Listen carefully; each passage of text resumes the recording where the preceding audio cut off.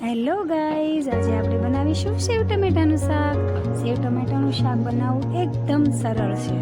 સેવ ટમેટાનું શાક બનાવવા આપણે પહેલાં સૌપ્રથમ ટમેટાને સારી રીતે ધોઈ અને એને સુધારી લઈશું. સુધારીને ત્યારબાદ આદુ લસણની પેસ્ટ કરીશું અને ત્યારબાદ આપણે એક પેનમાં તેલ મૂકી તેલમાં રાઈ જીરાનો વઘાર કરીશું. વઘારમાં તેજપત્તા અને મરચાં નાખીશું. ત્યારબાદ આદુ લસણ મરચાંની પેસ્ટ ઉમેરીશું. ત્યારબાદ થોડી હળદર ઉમેરીશું.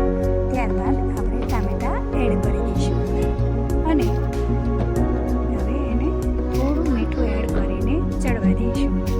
2 થી 3 મિનિટ ચડ્યા પછી આપણે આ રીતે હલાવી લઈશું. હલાવ્યા બાદ ફરી આપણે પાછું ઢાંકણ ઢાંકી દઈશું અને પાછું એને ચેક કરી લઈશું. ટામેટાં એકદમ ચડી ગયા પછી તેમાં આપણે 2 થી 3 ચમચી ગોળ એડ કરીશું. ગોળથી શાક એકદમ ગળહેટું અને સ્વાદિષ્ટ બનશે. ત્યારબાદ એમાં આપણે મરચું, ધાણા જીરું અને ગરમ મસાલો સ્વાદ અનુસાર એડ કરી દઈશું. ત્યારબાદ ફરી આપણે એને 2 મિનિટ ચડવા દઈશું. સારી રીતે ચડ્યા પછી એમાં થોડું પાણી એડ કરીને ઉકળવા દઈશું. પાણી સારી રીતે ઉકળી ગયા પછી આપણે જોઈ લઈશું તેલ ઉપર આવી ગયું છે. ત્યારબાદ એમાં સેવ ઉમેરી દઈશું અને થોડા કાપેલા ધાણા એડ કરીશું